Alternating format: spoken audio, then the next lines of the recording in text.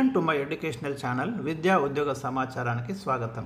Competitive ఎగ్జామ్స్కి ఉపయోగపడే చాలా ముఖ్యమైన ప్రశ్నలు అందించడం జరుగుతుంది. ఇప్పటికి 4 వీడియోస్లో వరుసగా 1 నుంచి 105 వరకు క్వశ్చన్స్ ఇచ్చాను. ఇది 5వ వీడియో ఈ సిరీస్లో.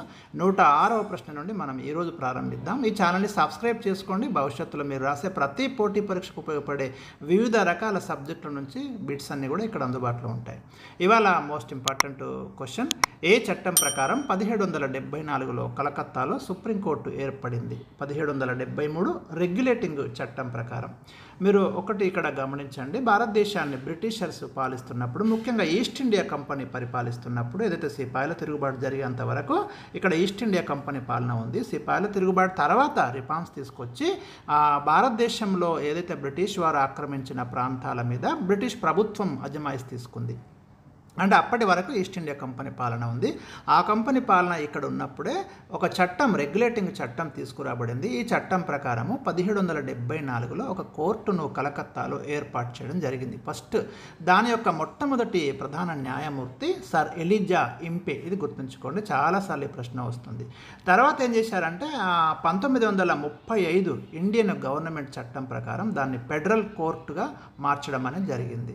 నెక్స్ట్ ఏం జరిగింది అంటే 1950 జనవరి 28 నుంచి సుప్రీంకోర్ట్ ఆఫ్ ఇండియా, భారత సుప్రీంకోర్టు అనేది ఢిల్లీలో మరి మీకు ఈ రూపంలో మనకు కనిపిస్తుంది. ఇవాళ ఉన్నటువంటి సుప్రీంకోర్టు 1950 జనవరి 28 నుంచి పనిచేయడం ప్రారంభించింది.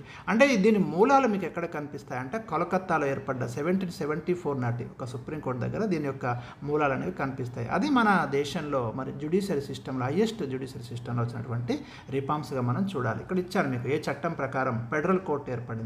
1935 ఇండియన్ గవర్నమెంట్ యాక్ట్ బ్రిటిషర్స్ తీసుకొచ్చారు, బ్రిటిష్ ప్రభుత్వం. దాని ప్రకారం ఫెడరల్ కోర్టు ఢిల్లీలో ఏర్పాటు చేశారు. 1937 నుండి అది అమల్లోకి వచ్చింది. తర్వాత ఏ సంవత్సరం ఫెడరల్ కోర్టు సుప్రీంకోర్ట్ ఆఫ్ ఇండియాగా, ఈ రోజు ఉన్నటువంటి సుప్రీంకోర్ట్ ఆఫ్ ఇండియాగా మారింది అంటే 1950 జనవరి 28 నుంచి సుప్రీంకోర్ట్ ఆఫ్ ఇండియాగా మారింది. ఇప్పుడు అదే ఉనికిలో ఉంది. 1950లో సుప్రీంకోర్టు ఏర్పడ్డప్పుడు న్యాయమూర్తుల సంఖ్య ఎంత అంటాడు? 1+7, ఒక ప్రధాన న్యాయమూర్తి, 7 న్యాయమూర్తులు. గుర్తుంచుకోండి, ఇవాళ 34, ఒక ప్రధాన న్యాయమూర్తి, 33 మంది న్యాయమూర్తులు ఉన్నారు ఈరోజు. ఇది ఇంకా మారుతూ ఉంటుంది సంఖ్య. భారత సుప్రీంకోర్టు యొక్క తొలి ప్రధాన న్యాయమూర్తి ఎవరు? ఇది సుప్రీంకోర్ట్ ఆఫ్ ఇండియా 1950లో ఏర్పడ్డప్పుడు తొలి ప్రధాన న్యాయమూర్తి హీరాలాల్ జే కానియా. ఇది ప్రీవియస్ క్వశ్చనే మనకి.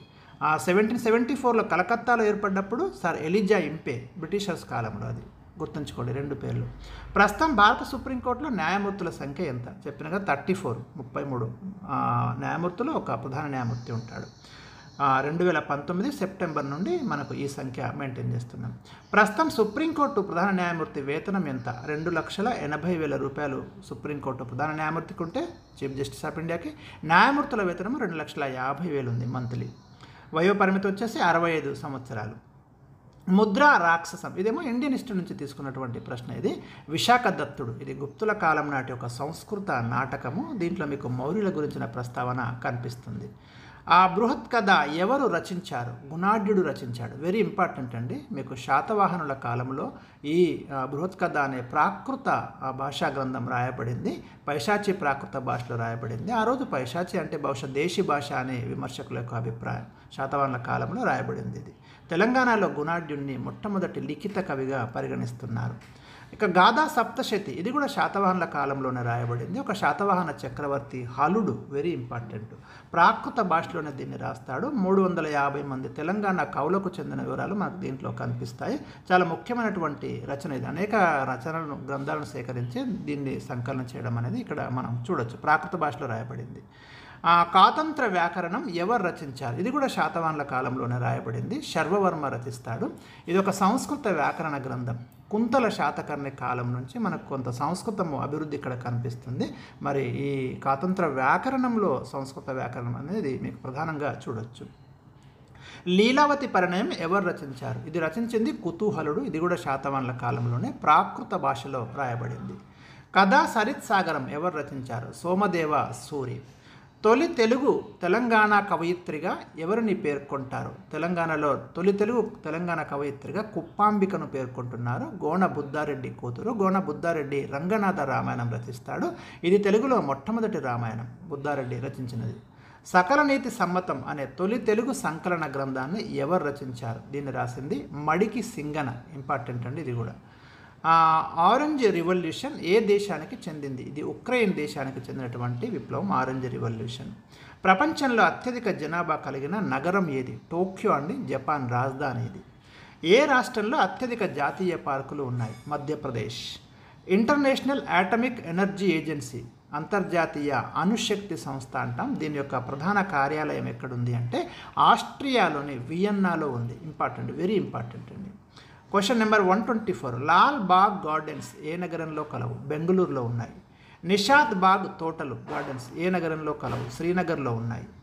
ఆరావల్లి పర్వతాలలో ఎత్తైన శిఖరం ఇది? గురు శిఖర్ అండి, 1722 మీటర్లు హైట్ ఉంటుంది ఇది. మొదటి పంచవర్ష ప్రణాళిక ఏ నమూనాను అనుసరించి రూపొందించబడింది? హరాడ్ డోమర్ నమూనాను అనుసరించి రూపొందించబడింది. మొదటి పంచవర్ష ప్రణాళిక ఏ రంగానికి ప్రాధాన్యత ఇచ్చింది అంటే అగ్రికల్చర్ లేదా వ్యవసాయానికి అత్యధిక ప్రాధాన్యత ఇవ్వడం అనేది జరిగింది. రెండవ పంచవర్ష ప్రణాళిక భారీ పరిశ్రమలకు ప్రియారిటీ ఇచ్చింది. రెండవ పంచవర్ష ప్రణాళిక రూపశిల్పి ఎవరు? పిసి మహాలనోబిస్ అండి, భారీ పరిశ్రమలకు ప్రియారిటీ ఇవ్వడం అనేది జరిగింది. Second 5 year plan. జనసంఘ్ స్థాపకుడు ఎవరు? శ్యామ్ ప్రసాద్ ముఖర్జీ. సత్యశోధక్ సమాజ్ ఎప్పుడు స్థాపించబడింది? 1873లో స్థాపించబడింది జ్యోతిరావు పూలే ద్వారా మహారాష్ట్రలో. ఆత్మగౌరవ ఉద్యమం సెల్ఫ్ రెస్పెక్ట్ మూమెంట్ అంటాం. ఎవరు ప్రారంభించారు? ఈవి రామస్వామి అనే పెరియార్గా సంబోధిస్తారు 1925లో. ఇవి ఈరోజు నేను ఇస్తున్నటువంటి ప్రశ్నలు. 130 వరకు ఇచ్చాను. నెక్స్ట్ వీడియోలో 131 నుంచి స్టార్ట్ చేస్తాను.